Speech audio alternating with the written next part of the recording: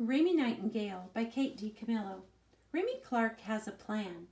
She will win the Little Miss Central Florida Tire 1975 competition and get her name in the papers, because maybe then her father will see it, and maybe, just maybe, her father will come back home. In the process of pursuing her goal, Raymie decides to take baton twirling lessons, and there she meets two friends. Beverly Topinski longs to get away and get out of the small town and live with her policeman father in New York.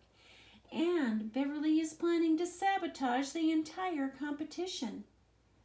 She also meets Louisiana Elefante, an orphan living with her grandmother, who together are perpetually on the run from child welfare.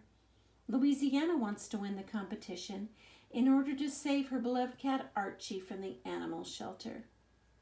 Together, as the three girls become better acquainted, they call themselves the Three Rancheros. They form very solid friendships and learn about life and how it can be truly unfair. But having a solid foundation of friends really helps.